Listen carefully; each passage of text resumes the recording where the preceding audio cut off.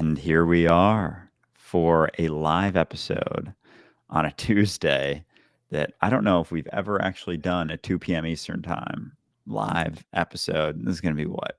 Season 6, episode 21. We'll probably do an intro before this, but uh, I'm feeling all sorts of different things. Not really sure how to say it, but I don't know. We were just talking about this, and then we were like, all right, you want to start live streaming now? And the sort of sense that like you're not on a journey at all, like there's nothing to improve at all for the sake of improving yourself. It's almost like anything you jump into is just a product of, well, this is what's happening right now. And I am what I am, and I'm going to express what I'm going to express. And there's going to be certain things that come up and experiences, and that's all a component of like, I was thinking like your lot in life, but it's not that at all. It's like your story, your personal experiences, like everything you've experienced up until you're not doing it for the sake of improving yourself, but you're just living, like you're just life interacting with itself, the universe expressing itself. And that perception is always there. The thoughts about yourself, the focuses are always there. But as long as you think that you're improving something or that there is something wrong that you're doing right now, the story can feel like it comes back, but it's not even a story until you start filling it in. It's just a feeling. Oh, it's just a feeling. And it's like a story kind of, I don't know, gets layered on top of it as I think about what happened instead of just what's happening being the expression of process without it being personal. It's like we try to rationalize the feeling. Like, this is where the feeling's coming from. Like we said before, it's never necessarily where the feeling's coming from. But when we look at it that way, it gives us a really simplified kind of view. Well, then I need to do this. This is the path out. This is the journey, right? But that journey is dependent on the you that's journeying.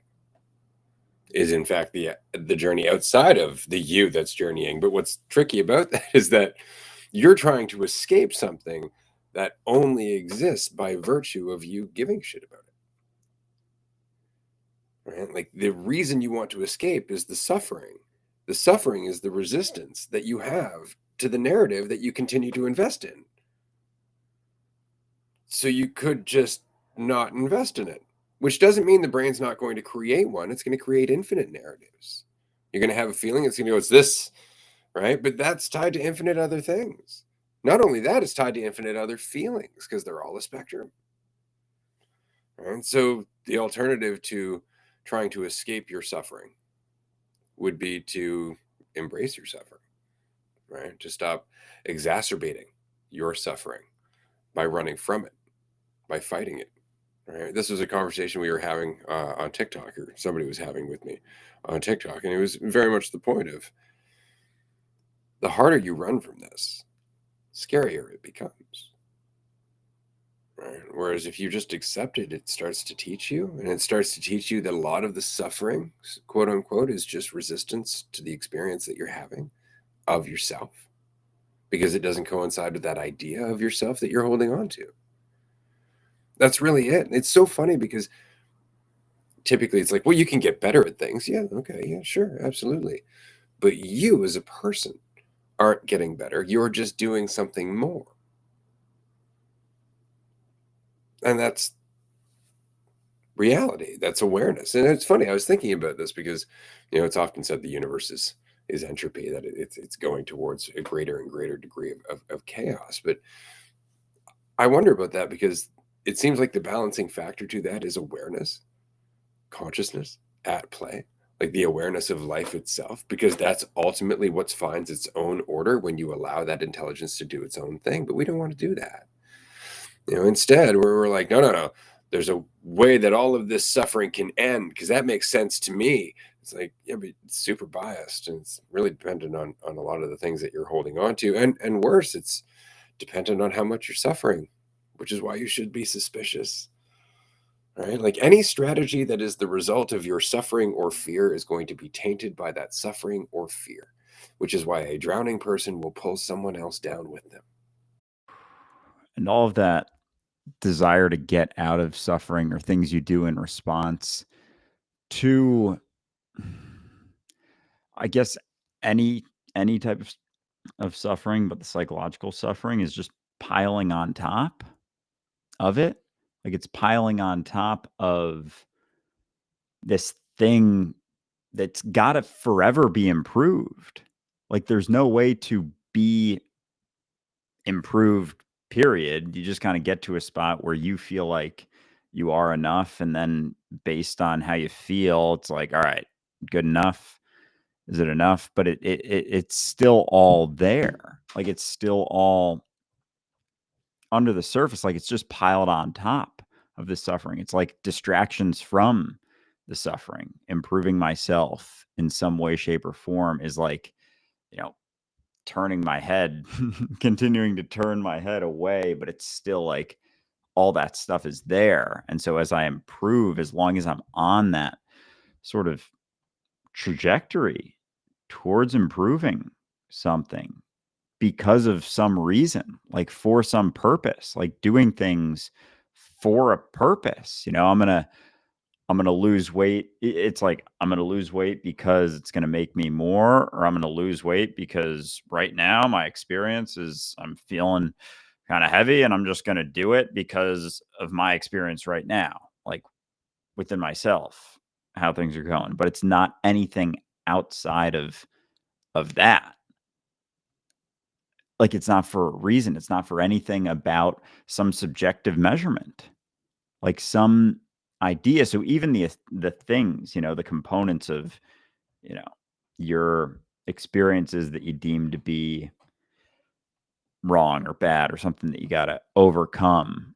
Like it's not, none of those are even things to overcome at all. It's just if certain fears come up or are still there, it's like looking at those and exploring them when they arrive in your situation can be the case. But even the fears, it's like if those are things that you're trying to overcome, it's like who's you're trying to overcome them for you, or you're just recognizing fear itself and where that stems from, and you do things as they come up just because, but they're not sought. It's like they're not sought after.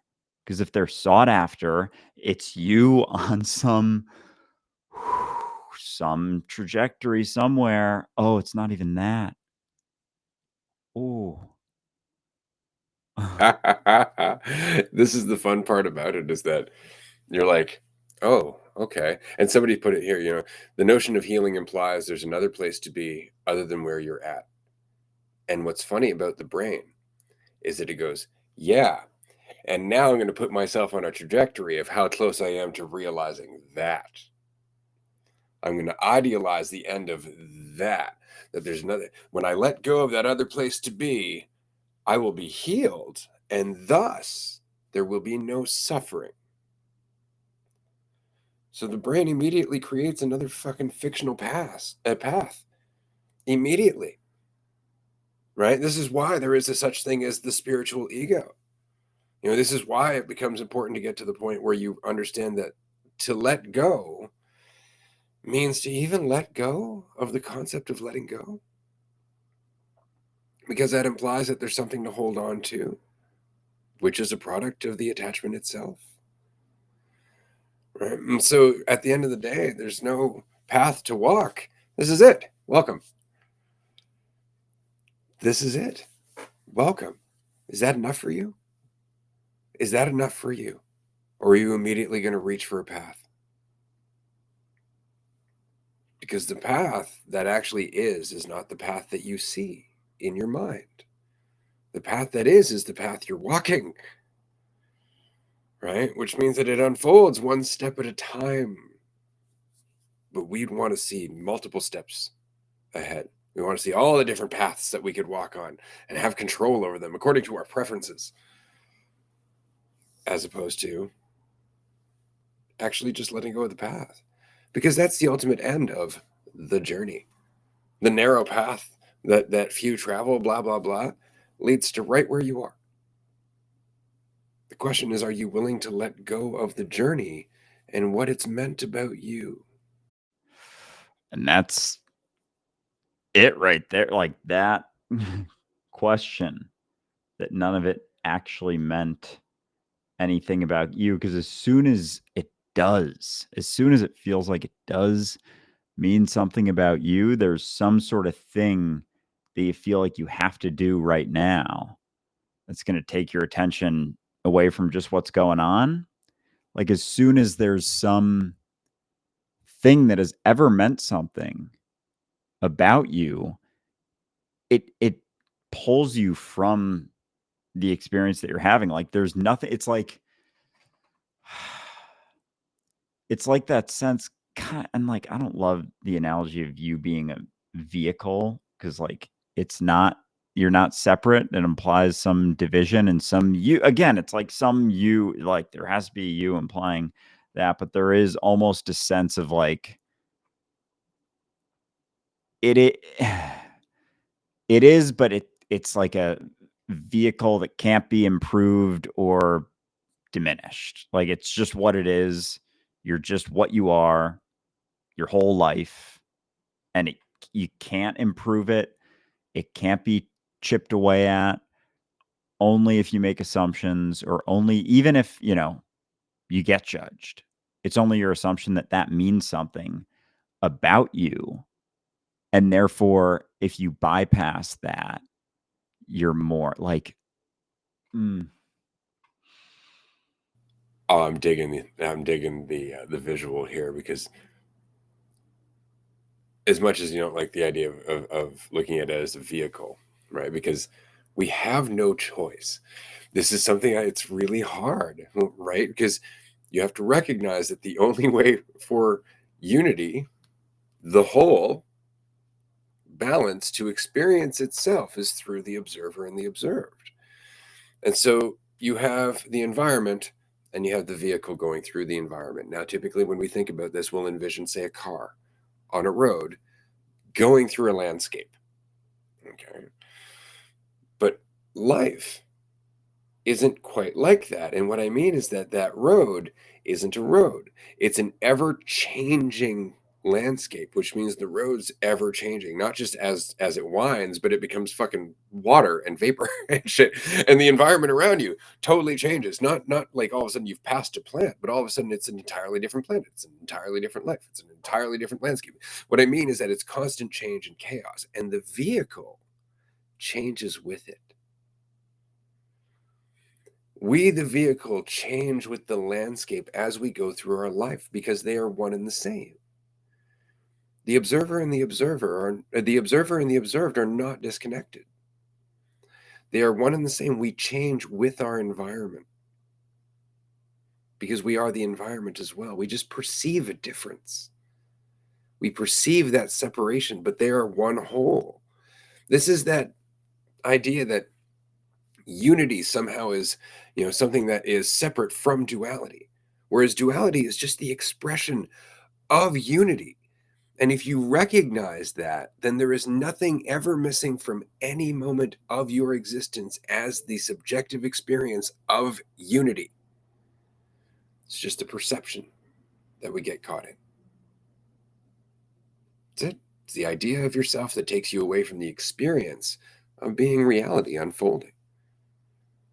We create a journey, and that journey makes us feel like that we're less than we will be when we accomplish that journey, as opposed to recognizing that you are the vehicle, and the reality around you is continuing to shift with you, because that is the existence that you embody. You embody existence, which is the experience of duality, which is the experience of movement forward and backwards, and the experience of others. But we exacerbate that by detaching ourselves from others with our fucking journey. See, because if I'm on a journey somewhere, I am now alone on that journey. I can't hear you. I'm not paying attention to you. It's too important to me to get to the end of that. And worse, I really want to believe that I'm trying to get to the end of that. I really want to believe that's going to set me free. So I need to see you as either agreeing with me, which is why people will idealize you. Oh yeah, no, you definitely see where I'm coming from, until you disagree with them. They're like, what? Hold on. Right? Or you just disagree with them and they're like, oh, you're still in suffering. You're still, you're still doomed like me. Right? And it's always just to validate the fact that everybody's going to be on this fucking trajectory that you're on. They're either farther ahead where you are or farther behind. Whereas the alternative, that they may not be on a trajectory at all and just living in their life, never occurs to you. And a really good test of this, and this is something that I experienced a few times this week. There's documentation on the Discord. We talked about it earlier in the week on another episode, one of the Raws. It's really important to recognize how much you need to convince someone of something. It really is. And the reason is because who are you trying to convince? Because at the end of the day, it's just you. And if you need convincing, then it's just another belief. And if it's just another belief, what's the benefit of that belief outside of false certainty and a sense of control? And so if it's just about you, then it's not about convincing anyone, which means it's just about expressing yourself. But if you're expressing yourself and you're not attached to any kind of trajectory, then expressing whatever path you might view yourself on is never going to be such a need that you are insensitive to the people around you in terms of what they can take, what you're doing, and whether or not you're self-validated. It's really important to recognize that there's an attachment that goes with the journey. And you'll know that if you need to convince somebody else about that journey. That's really one of the biggest tests. This is why I walked away from YouTube when I came out of the forest, because I realized I was getting super involved with trying to educate people, tell people what this was all about. Right? And now I do this because I enjoy the conversation, and I enjoy the fact that the conversation on the podcast is not the conversation that happens in dualistic unity. Like this episode is not typically what happens on dualistic unity. Dualistic unity is a series of different groups and events and game nights and movie reviews and all kinds of dope shit, and there's a lot of conversation and just ridiculousness that goes in there. Like there's a lot of play, there's a lot of humor, right? There's a lot of authenticity too, but there really is just an element of we're just hanging out together. Whereas when we talk about this stuff, it seems like we're trying to pass on a message. I just like talking about this shit, honestly, which is why I don't go out of my way to convince anyone of anything. I don't cater any of my videos. This podcast does not have a huge production value by any means, right? Like none of the stuff I create on TikTok, none of the stuff I've ever written ever goes towards saying like, hey, you should pay attention to this because you're going to fucking learn something. It's going to change your life, right? That's why most of my videos start with, it can help to remember that, whatever the video might be. Like it can help if you want to, right? But I'm not saying it because you should or have to. Perhaps the best thing for you right now is to do exactly what you're doing and judge yourself and suffer a bit and learn from that experience. It's an interesting thing, right? This is something I've talked to my own daughter about. The teenage years are really where we get hit with a lot in terms of the emotional spectrum, in terms of that perspective of division, in terms of learning about the environment that we're in and all of the mentalities that make it up collectively and individually, and where we fit in all of that. And so there is a whole period where you just got to go through the shit. But going through that shit, feeling left out, feeling separate, feeling like you have to be more and strive forward, having your heart broken, having your dreams crushed, thinking that you can, through achievement or accumulation, be more than other people, and then feeling that gap that forms as a result. These all inform our empathy. These inform our empathy, and without them, it would limit our ability to connect with one another on all of the different levels that we embody as a species. Not just as a species, but as life itself. There's a lot to learn here. And if we're blocking things out according to our preferences, we're never going to learn those things. And so it's in not trying to escape them. In the same way, it's in not being afraid of your anxiety that you find your freedom. Because it's not something to get rid of. It's not something to overcome. It's not something that even means something about you. It's just something that it's not even it's like to say it's not even a thing isn't the right words necessarily or the appropriate words that I'm trying to get across, but like your idea of what you have or what you've dealt with or what you're going through isn't what you've thought that it is. And it's not something because as soon as it means something about you, it needs to be overcome and it means something about you. And so, therefore, until you overcome that, it's like you've never reached your highest self. And fuck, dude. Oh, highest self bullshit. Oh my God. How much of a journey does that keep us on? Holy shit, that there's a place in which I am my highest self somewhere else, some other spot.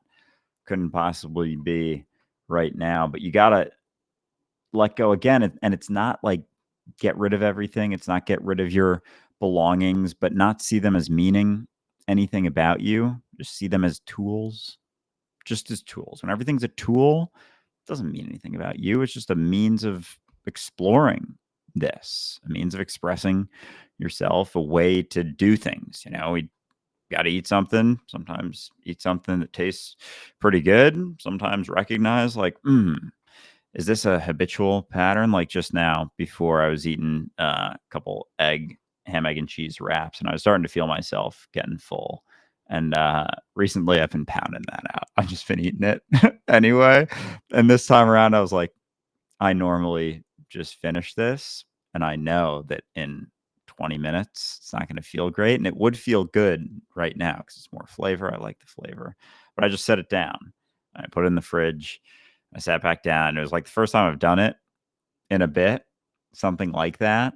And even just that, because it's not about how you feel so much. And it's not about trying to have control. And the other thing you were saying before that I made me think of just suffering and the necessity and the thought of all these motherfuckers, including myself, thinking that it's better to help end someone's suffering than to let them do it, or to think that there's something that you can do, some state of control. It's just buying into control.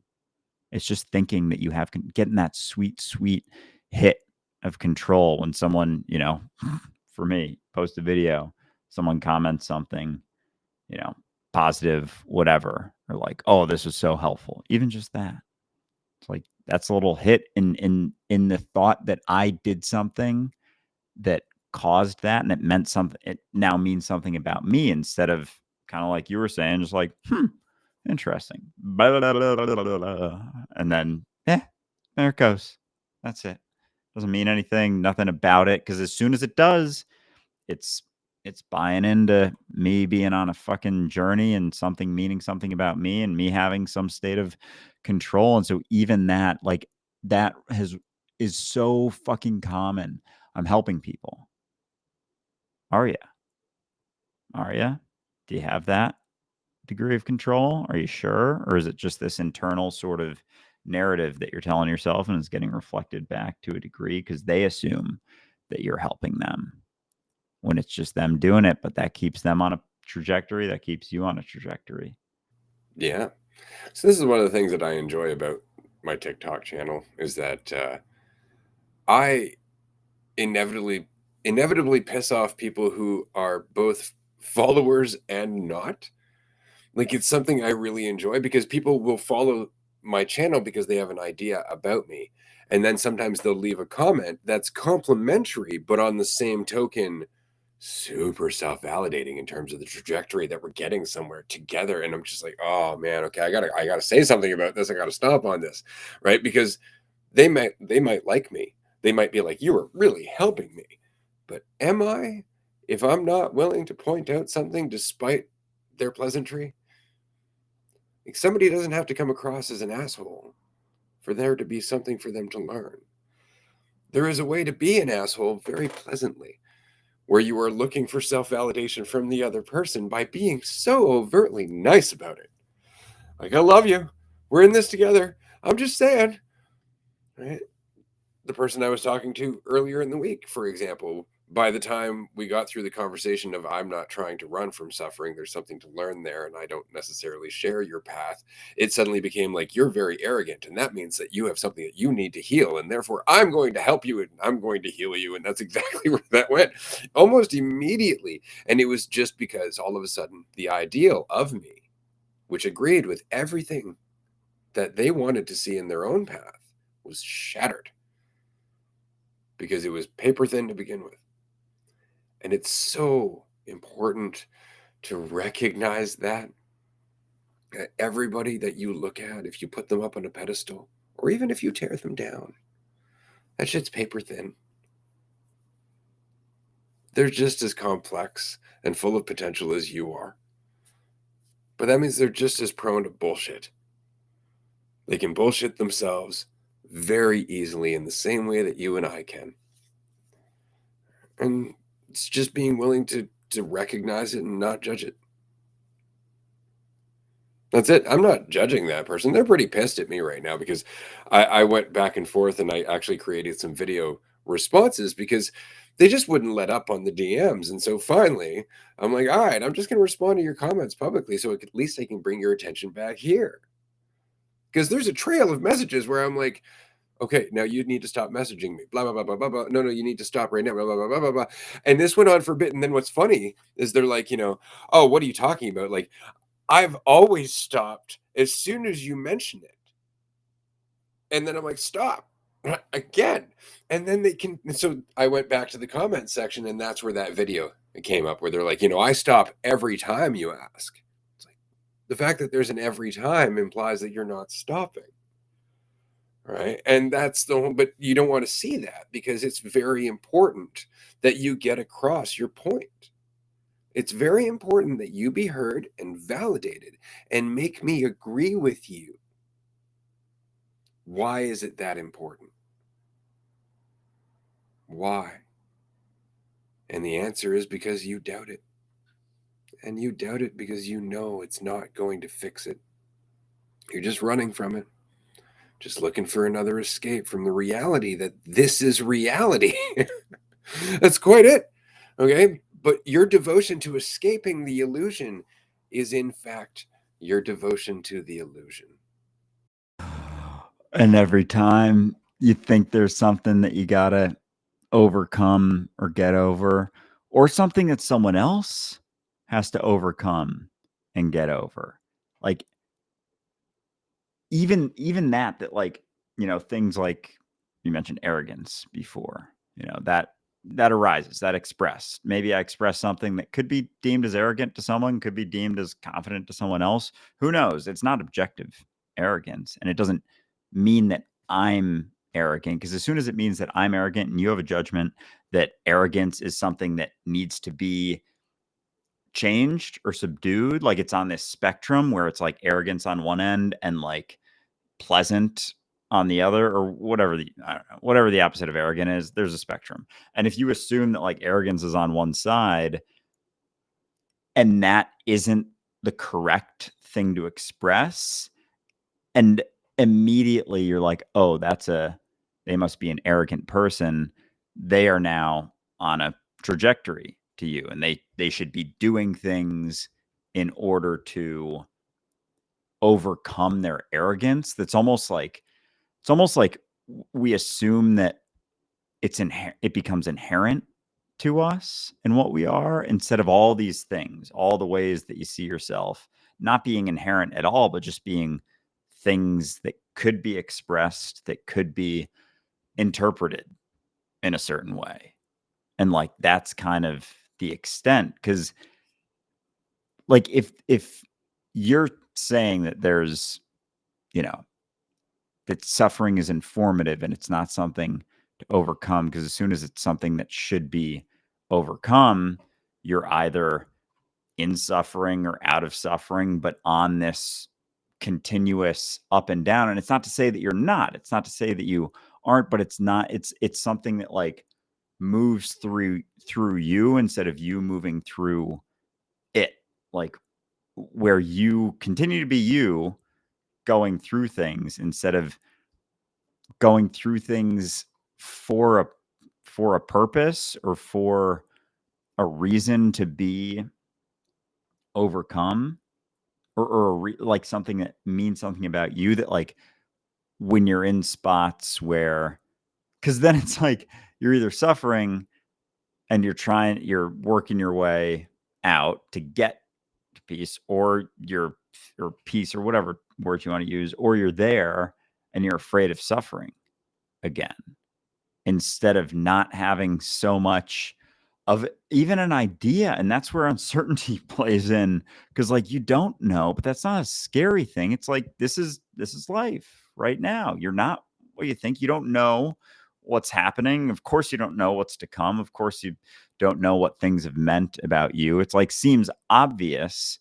but this is just it. And so it's like, well, I don't know anything. It's like you've never known anything. You've just thought things to distract yourself from not being able, from seeing everything as a vehicle that's the same. It's like the same sort of, I don't know why I'm picturing like a garbage, like a circular cylindrical garbage can with wheels on it, but like that's just everyone, and it's all gray or blue or whatever color you want, and they're all the same, just kind of wheeling around the world.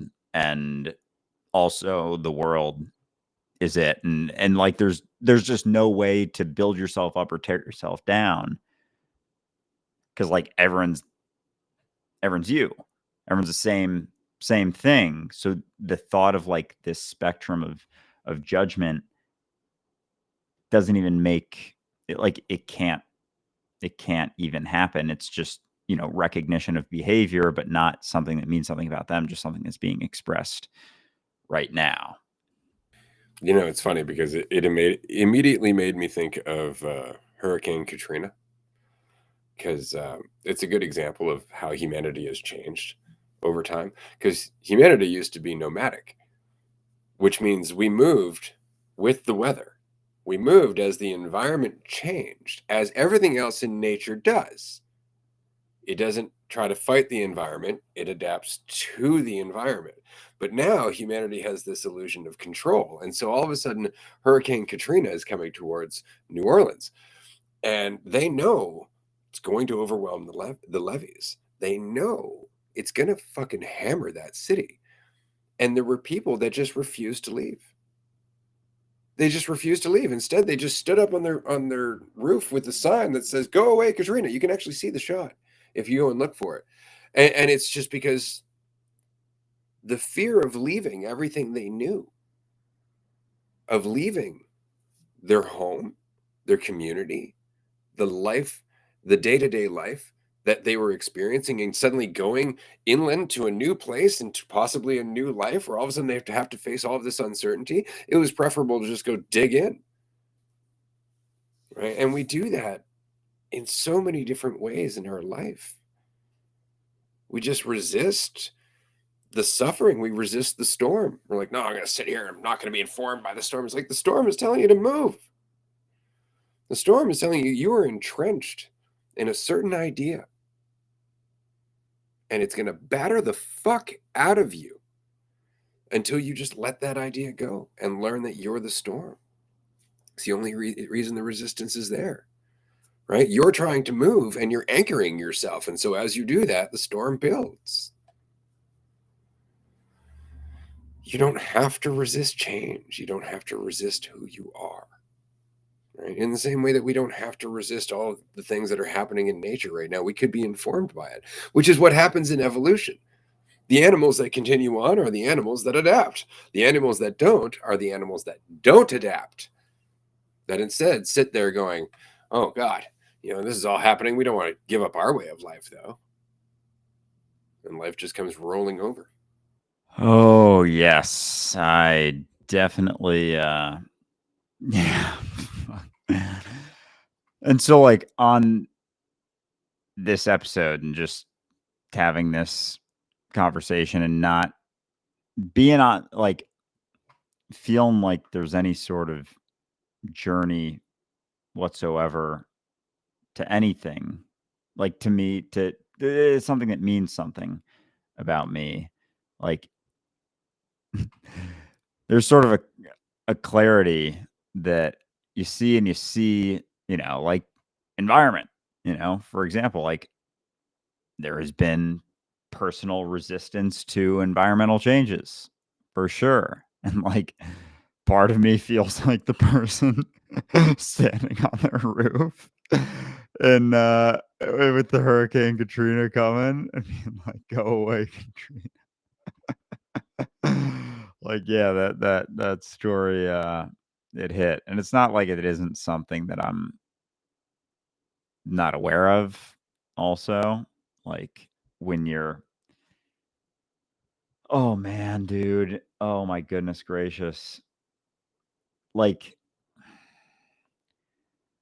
how much and I guess, like we've talked about me, like, just being in New York right now for me and it being, like, sort of a yeah, like a last ditch effort to hold on to control or like what I want or fight a shifting environment. Like it's very much it's been like back and forth because it's not to say that I don't there's not something deeper down that I've been feeling that like maybe feel like I'm feeling more right now, whatever the fuck that means. I'm just not trying to think that I should improve something about myself or assuming that I should improve something about myself. But there is also with that, like, the realization that you are your environment and, like, it changes with you, and, like, if it it's, like, a fascinating sort of experience where, like, I've almost there's been a sense of forgetting almost, and times in my life where maybe I felt more relaxed and not as hesitant, and then when I am feeling less of that whatever that means.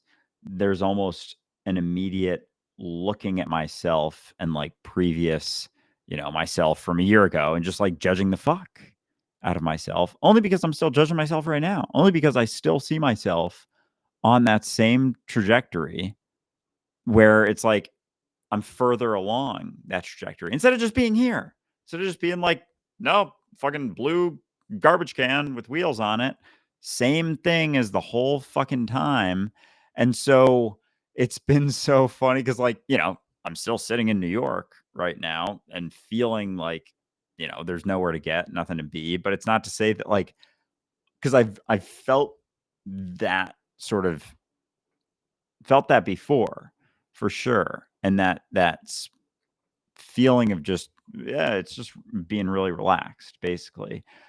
But previously there's I feel like I've had more of an assumption that like this is going to last through everything and like that's not that's not it at all because it's again assuming that right now there's even a experience that I'm having that's separate from anything or experience that I'm going through that I can then not go through and I'll be in a different experience. And like you'll be in the same experience just with different feelings that maybe you're more closely attached to that are going to suck you into a story and kind of that pull of like, the ego to unity sort of Hawkins scale pull. It's like there can be a gravity to that. And so, New York City is kind of like maybe most egotistical city in the world.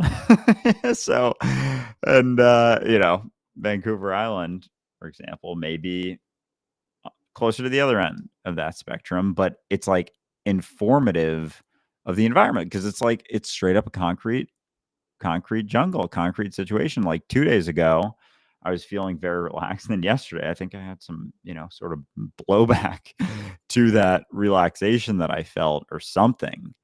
And I was feeling all sorts of stuff then. And yeah, it's just like a back and forth. And maybe I'm like feeling New York in a lot of ways, whatever that means, because I'm not separate from it. And it's like, yeah, there's the perception, but like the reality is that, you're not separate from your environment at all. And so you're always feeling everything all the time. It's just where is that, I don't know, closer to? It's interesting because there have been a lot of really cool inventions throughout history that never took off. And the reason they never took off wasn't because they weren't cool, but because either the mentality of the people wasn't in the right place where the thing could be accepted, right, or even believed to exist, right, that kind of thing. And so there was no investment in it, and these inventions just kind of got forgotten over time. And the same is, I guess, true for everything else. And what I mean is that it's not just about the idea, it's not just about the insight, it's about the environment and whether or not the environment aligns to receive it. And so I don't know if I've ever shared this, but over the 20 plus years before the podcast, um, again, like, nothing's really changed for me except just the integration of seeing all this shit. But it's always been in there, and I've always kind of had this feeling that I should be expressing it to some degree, but life always led me in directions where it's like, no, now you have to be a salesman.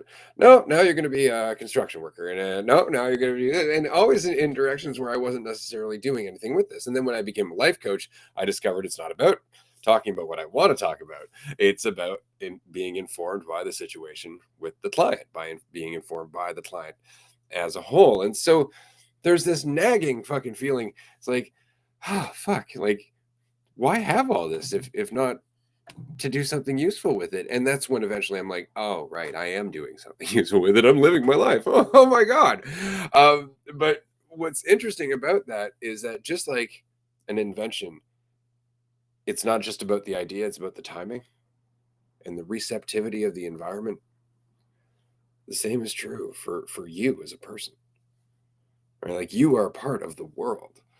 And so it's not just you going through something, though that's how you perceive it. It's the entire environment going through something, right? Which is really interesting because that means that you can be insightful as a motherfucker, and then all of a sudden the environment changes to make use of it. But that could take forever. And the whole point is just to make it about you because you are the environment. And the more you can just accept that and let go of this fictitious you, the more you start to see that in front of you all the time. But it's just really interesting because it's this feeling that you're like, no, I've got to do something with these insights. It's like, you are, but possibly right now, the environment doesn't require you to do more than just recognize that insight. Right? Maybe the environment doesn't match the vehicle you want to be right now based on how you see your progress. But the environment does perfectly match the vehicle regardless, which means that person who doesn't want to hear you talking about unity consciousness, that's the environment you are. It's not what you prefer to be, but it's the environment you are. And there's something in that to learn from if you can just let go of the fictitious path that you were so determined to talk to that person about. Oh goodness, because like the conversation can very much become something that means something about you.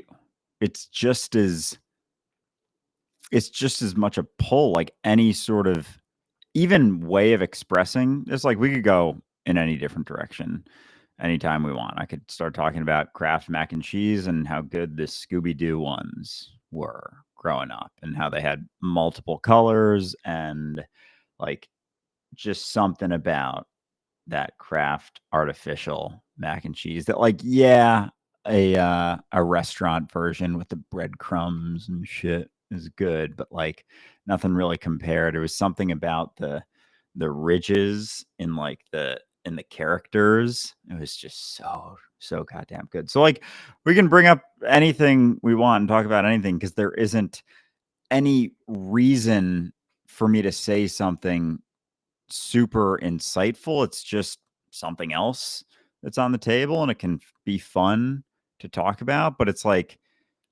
the sort of like who said it? Alan Watts, like when you hear the message, hang up the phone, something like there can be sort of this addictive pull because to anything that you feel like you're getting good at, you get really good at playing baseball, become a professional athlete and like that can mean something about you or like it could also not like you could do that and that would be kind of like whoa could someone do that could someone actually like just try all these things and almost become like yeah it's that jack of all trades sort of thing because how much is there how much potential is in each and every person that they have all these assumptions that keeps them from expressing to the point that now it's like we've gotten so far from jack of all trades because we think what we do means something about us that we can only really take in like one thing to really focus on because we're getting chipped away at every single time we do it because we think it means something about us. And so we have a very, very limited potential to the point that, someone being even, like a pro athlete in two sports, it's like for someone who's insanely athletic, you would think, maybe they could do it a couple different ones. And obviously it takes a lot of, focus, but like it's kind of mind blowing for someone to have two, despite a lot of them not being too different. And it's like, how much of that is because we chip away at our own potential by thinking that, it means something about us instead of just being reality each and every moment, not doing things for a reason that means something about me, but just doing things because that's something I want to focus on right now. Well, this is it. This is why we become afraid to go on to another path once we've become good at one path. Like, no, I'm defined by how good I am at this path. It's like, you're not, though, at all. Like, you're still the same person that you were before you ever started that path. And if you start another path, you're going to feel exactly the same. And that's why all of a sudden you feel like you backslid, is because you were invested in this idea that you were more. So you never actually backslid because you never actually were more. Right? And that's the whole thing about the journey. And that's the point. It's just to be where you are. You're going to keep feeling different things. And that's it. And you're going to go through it and you're going to express it and you're going to be what you are. But we want a journey where we can be more. We want a journey where we can validate ourselves. We want a journey, and it's just because we think we need it, because we want to think we need it, because the alternative is to just be where we are. But again, what is the end of the path that you envision other than to be free here? Because even to say there's an end to the path where there is an end to suffering, whether it's Christianity believing in heaven or a non-dualist believing in the cessation of the I sense, whatever that might be, that path out of suffering will never find a way out of suffering because the path itself is a source of suffering. But to accept that the suffering that you create for yourself is different than the suffering created for you by reality itself, is fundamental. It helps to understand that when somebody broke your heart, it wasn't necessarily personal, that it wasn't because of you. But the reason it hurts is because you very much think it was. Right? And so to recognize that suffering is exacerbated by your commitment to your idea of you being defined by any of this stuff, by what anybody does. And it's just to let that shit go. That means that you're left with the actual suffering of life. And this is where it's really important. I wanted to make this video earlier, and I didn't, but it was about this idea that reality is an illusion. There's a part of that that's true, okay? But it also is fundamentally not true. And what I mean is that an illusion isn't real. So you can actually think to yourself, well, suffering is an illusion created by my investment in the ego. And that type of suffering, yep, for sure. Arthritis, somebody punching you in the face, bashing your toe on the coffee table, it's not really the result of your resistance. That feeling of suffering, that's not really the result of your resistance. The events that led up to it, possibly, because you weren't paying attention. Right? But that experience is very real. When you are suffering through, chronic illness, that experience is very real. But the question is how much are you exacerbating that experience through focusing on a fiction that's taking away your ability to heal? Right? But that doesn't mean that reality is an illusion just because it is influenced by your mentality or influenced by your level of resistance. That doesn't make this an illusion because it's the definition of reality. It's the experience of yourself. But we confuse this. It's like, no, there's truth. There's unity. There's unity. And then there's this shit. And we actually do that. We actually convince ourselves, like, in unity, there is no fluctuation. There is no back and forth. It's like, how would you experience that? Because in unity, there's no you to experience it.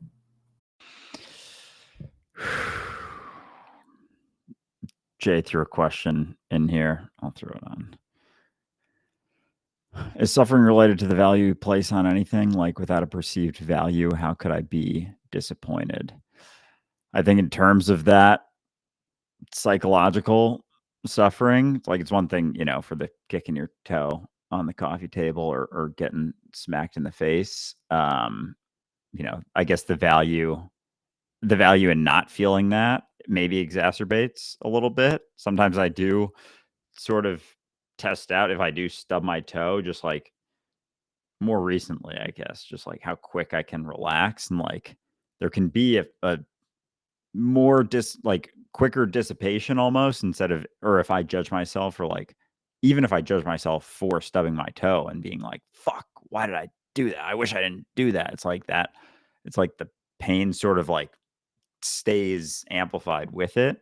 And so I wonder about that sometimes, but with the psychological, yes. I have a question. If you didn't experience pain bashing your toe, how would you be informed that you hit something? Oh gosh. Yeah. Like, oh, of course, cuz like it's just a response. The stove's super hot. You put your hand on the stove. If you don't feel pain, you're going to die after a couple minutes. Like it's oh my god, it's like a buffer to keep yourself alive, so it's not even, it's just an indicator. It's like a boop, like in Sir, what is it? The one where the game where you have the little piece and you pull the bones out, surgeon, Doctor, I think it's something like that. doctor, something like that. I think everyone knows, and you get a little vibration when you hit the side or something. It's like pain's always that. It's like you do that for too long and you're probably going to die. Like even from a little, I don't know, your hangnail getting pulled off. It's like you peel that skin all the way off and around your body. It's like that's going to keep hurting and that's going to get you closer and closer. I don't know if that's even something that could happen. I'm thinking of like when you open something on a plastic thing and you have to peel around like a pack of gum. It's like that's what I feel like, but for your skin. Oh, like Jesus Christ, it's getting I have handle actually seen boy. that meme. of I've on actually seen skin? that. It's like me when I find a hangnail and I'm a perfectionist, and so they show the hangnail, and then the next image is just a skeleton with bones and with like muscles and whatnot, and there's no skin, and it's like don't pick at it, right? Oh my god, okay, so I don't think I've ever seen that, And the but game was called Operation. Thank you. Operation. Yes, yes. I don't think I've ever seen that, but that's exactly what I was picturing, was, like, pulling it all the way to that satisfaction where you bring it back to, like, the tip or something, and then, you can peel off from both directions and step out of it like a Scooby-Doo villain or something, but, the yeah, so that sort of pain, but I think the psychological pain isn't too much different. Like, it's an indicator. It's an indicator of something you're attached to, something keeping you assuming something about something else in reality. Like that there is something else, that there is something separate from you that either you need or it needs you, or you need it to need you, or you thought you needed. Any of it. Like that as that shifts and changes, it's like that psychological pain and suffering is an indicator of something you believe to be separate from you, or something that should or shouldn't be happening, something that you thought you had control over that you don't. You know, it's funny because there's a part of me that's hesitant to say this because I know it will be misconstrued. So bear with me if you can, dear listener. I don't really suffer anymore. It's something I've noticed in the last week or two, especially. And it's not that I don't experience sadness or disappointment or frustration or any of that stuff.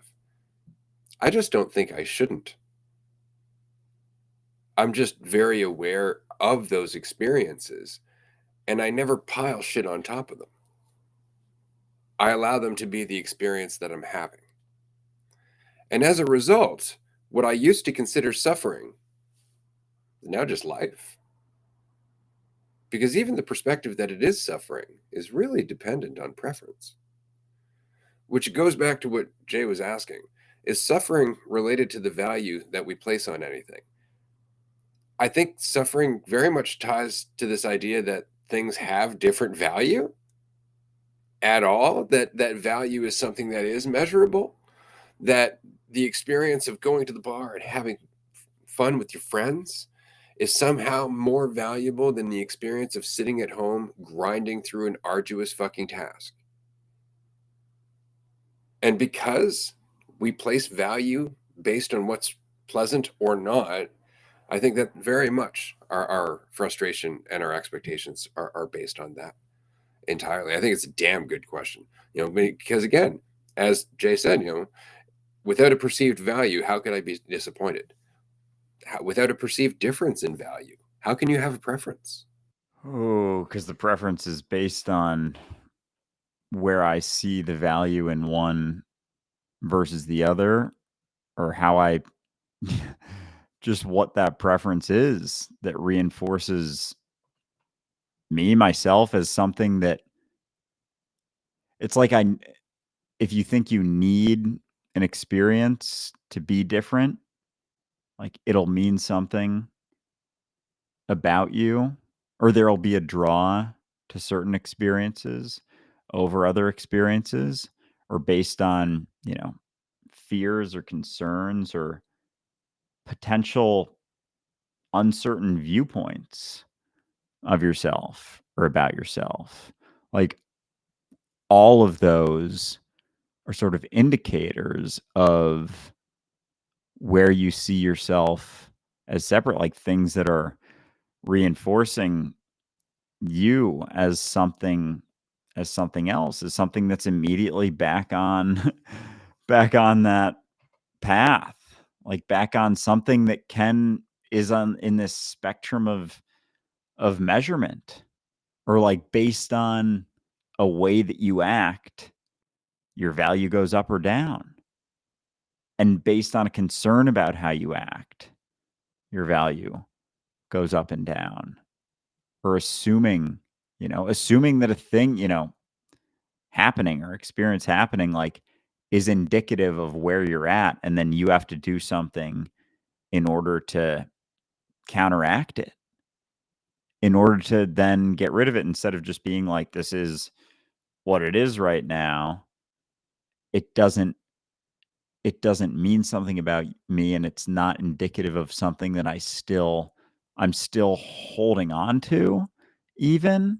It's just what it is, because as soon as it's indicative of something about me, it's something that is in process. It's something, it puts me in process instead of just living. Instead of just, nope, I'm just living right now. But, as we focus on certain preferences over others, we get pulled into some sort of journey, trajectory, path. And I say pulled in, but it's not even, it's really like step in, step into. It's a lot like the experience of VR, if you want to think about it that way. Careful with that. Don't take that too far. And what I mean is that when you go and play in, say, a VR arcade, and you get hooked up and you're on that thing where when you're walking, you're not going anywhere, right? But you're still experiencing it in the game like you're going somewhere, like you're walking around shooting fucking aliens and shit, right? But you actually haven't left. You're just moving around and walking in the same spot, right? And you haven't moved. There's actually no journey happening, despite your experience of a journey happening. And if you can keep that in mind with this, that although you feel like you are going somewhere and becoming something, you have never left the here and now that you've always been and will always be. Oh man, I really like that analogy there of the VR, because it's like you get so lost in it and then assume that. And on top of that, and where people take this is thinking that, oh, it means I have control of the VR instead of just experiencing it. Because as soon as you think there's control, it's buying into it being real. Like, instead of being VR, like, if you think if you're playing, say, a VR game and you assume there's control, then there's some path that you're on to getting more control. Oh fuck. It's then having more control. You need to attain these things. You need to do these things. You need to, you know, hook up with these people or get this amount of money or buy this amount of house, so you have more control, and you're just continuing, because, like, you have all this stuff. Certainly more people, you're going to get more of what you want, more adoration, more partners, more things, more this, more people to like you, is if you have all of this control. But then it's no longer a game, then it's no longer that sort of VR. So it's like, this is kind of VR with no control. It's just, it is what it is, and you don't have any. And again, I say this, like, yeah, careful with the VR stuff, because there's like, oh, so it's not real, so I can do anything. It's like, if you're experiencing what's going on, like, what's pulling you into certain situations or assumptions, if it is the case that you recognize. Because even going with the VR thing and just being like, say hypothetically this was that, then what is, it's just control that's pulling you in one direction or another, instead of just fully experiencing the VR right now without so many pulls or reasons for doing things outside of just being informed by what's happening right now. Oh, we got to keep running with this. Okay. So, what I love about the VR thing is that, of course, you're responding to what you're seeing. You're invested in the game. Like what you're saying there about, like you're trying to live up to the expectations, you're trying to make more money, you're trying to have control in the game. In the game, right? So, it's not quite like you have a VR set where you're wearing it and not moving, but you have a VR set while you're in reality. So while you are walking through reality, you have a VR set that is showing you something else, something that you need to see on top of reality. And it reminded me of a scene, and I'm almost certain it's from the second Johnny English. But basically, this guy has a VR set and he's hooked up to the machine that stops him from walking, and somehow he ends up detaching from it, and he's in like a spy training simulator, and the people who are watching him went for a break, and so he ends up leaving the building thinking that he's moving through the spy simulator, and he comes across people and they're enemies in the game, and they're just random people. Like, he walks into a fucking coffee shop, he grabs what looks like a weapon in the game, it's a fucking like baguette, and he starts beating the dude behind the counter with the baguette because he sees the person as the enemy in the game. So while the reality is happening and there's real people paying the price of the game that he's playing, he doesn't even see them because of the game that he's invested in. And so it immediately brought me back to that scene, because that's very much what we're doing. Because when you do the VR thing, people are like, oh, so there's a reality. There's a reality outside the simulation. It's like the simulation is your perception of this. You know, the illusion is how you view yourself in this, because it removes you from what's actually happening. Right? And that's not a bad thing. You can dip in and out of that all the time, and you will, because it's a product of having the fucking VR set on. And by VR set, I mean having a brain, being in this dualistic reality, right? But the point is to keep it in mind, you know, not to get so carried away in the game, because every time you get carried away in the game, it becomes more and more what you see, and you see less and less of reality. So it's almost like your VR set's not a VR set, but it's actually transparent until you believe what you're seeing. And then it starts to superimpose reality itself. The more you believe in the image you're seeing in the VR set, the less you can see the reality. That's really good.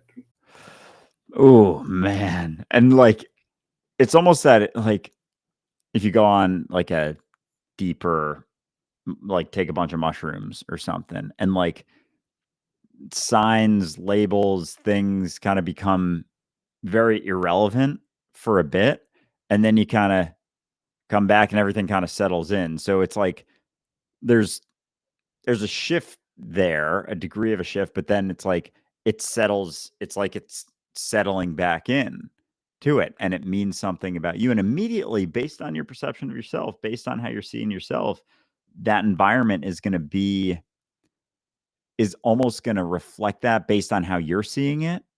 You know, like for myself, when I get really caught in my stuff and worried and anxious and nervous and all that stuff, I see everyone else as not being as nervous as me because I have to almost because like I see myself in a certain way and everyone else must not. They must not because for me to focus on this, if the case was say hypothetically that you know I was feeling this and everyone else was feeling more, it's like there wouldn't be a way for me to feel so much a certain way about myself or keep focusing on myself. There would be more attention paid to the rest of myself, you know, reality. And so even the assumption that you're like you see yourself in a certain way or someone who experiences a certain thing is going to cut you off from seeing reality again and seeing that, you know, again, a bunch of blue garbage cans wheeling around, everyone having their stuff, everyone having their things because they're as long as they think they've made progress in their life, there's more progress to be made. So it's like it's very indicative, even assuming like fuck, even assuming that you've improved implies that there's another you out there that's more improved. And so you're suffering to some degree as long as like I like no one's improved themselves. No one's been diminished. Like no one's actually as much as it seems like oh, I have improved. It's like you've just gone through a lot of different experiences and you're informed by all those experiences and that is that is it. It doesn't mean something about you. It's not like but that's how, and that's pride. That's on that spectrum. That's pride, assuming that I was somewhere and now I'm somewhere else. Someone else is here and I'm here. That gap between where you saw your previous self and where you see your current self, where you see someone else and where you see yourself, where you see someone who, you're proud of, you see that they have made progress on this spectrum, but therefore couldn't possibly be at the end of that progress. They couldn't possibly be at the end of the road. They couldn't possibly be at the end of the line. They couldn't just be living right now, because now they have more to improve.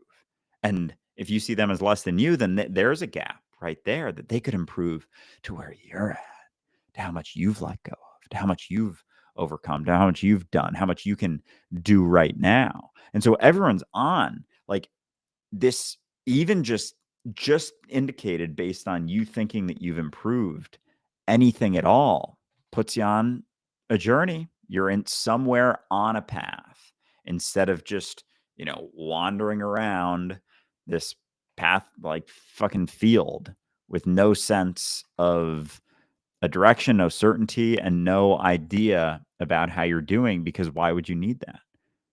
It's like there's all this.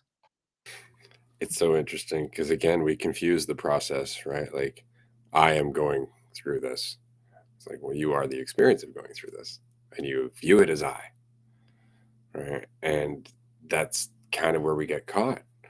We're like, I'm making progress. It's like, no, you're progress experienced as I, right? It's not even progress so much as ongoing expression as a whole. But I want to say, because we're going to wrap up this episode very quickly here, that I am delighted that we made no progress whatsoever in this episode, because there's nowhere to go. There's nowhere to go. The me that's trying to escape is ultimately the me that's being dissolved. This idea of myself that I'm trying to get away from, that experience is the process of it slipping away. Right? But there comes a point where you have to let go of the letting go, where the path out of suffering actually is recognized as the reinforcement of that suffering. And at first it feels really good, because of course it does. It's like, I've been suffering this whole time. Suddenly it makes sense why I'm suffering. It's starting to come together. I'm moving my way out. The insights never change, though. The insights are always the same, and they're always the same because you can stop anytime you like. The question is, how attached are you to the you that's on a journey? And who would you be if you didn't have that journey? And that's the unknown. And that's what we're so afraid to find out. And yet, despite our fear, that's exactly what we're finding out. And we're working through that fear. I could say together, but that just means as one. But in order for us to work through it, we got to look at it, stop running from it, be informed by it. And that's really all this process is. And the best thing that you can do for yourself is just allow it to happen, and stop thinking that just because it's unpleasant, it shouldn't be happening.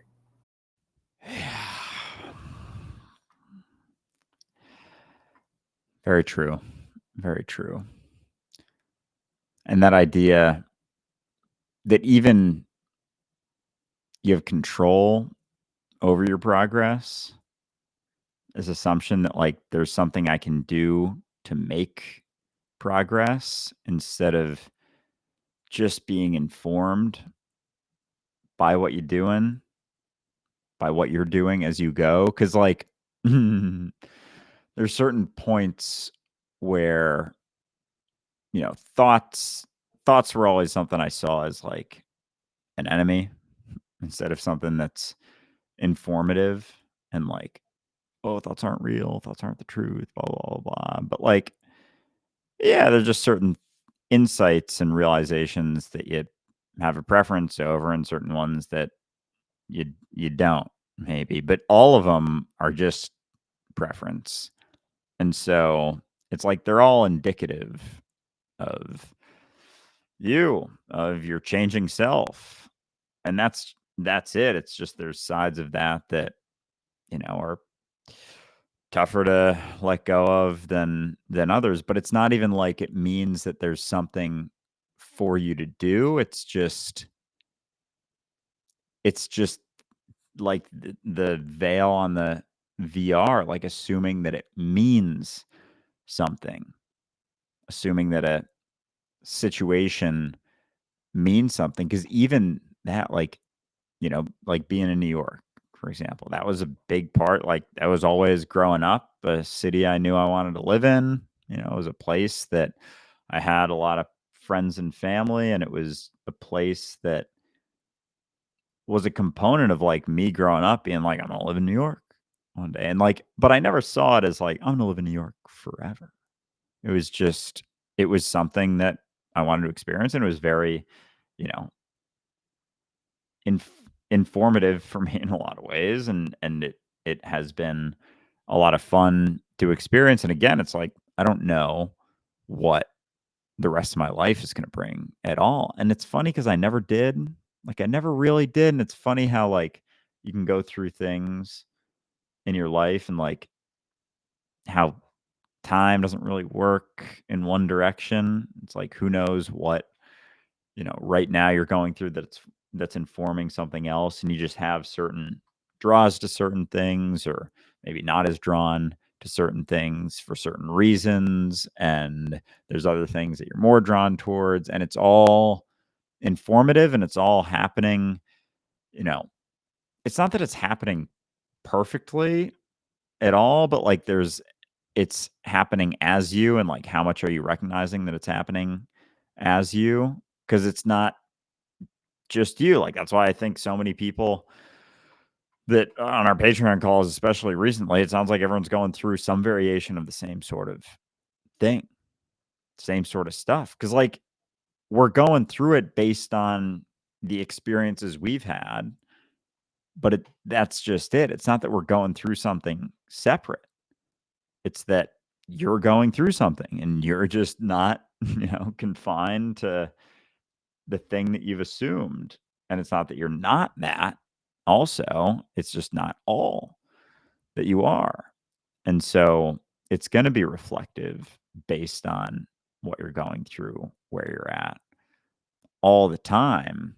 And even when it seems like, oh, it's not, it's like it still is, and things have a way of playing out. It doesn't mean, again, it's not like you're doing something wrong necessarily. Like even me right now being in New York, like it's not an incorrect thing by any means, but there's an environment that's very much full of distractions that I don't feel as much a need. Like I'm not, especially like right now, like the thought of distraction is like that seems kind of silly. Like why would I want to distract myself from living life?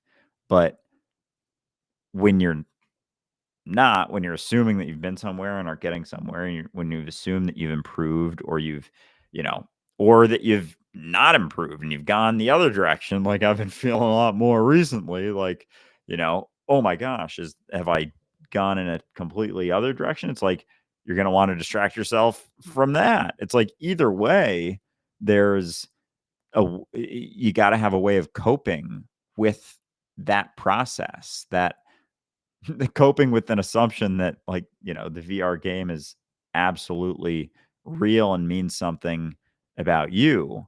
The more buy into it as truth, instead of like, oh, this is where I'm at right now, being informed by things, taking it in.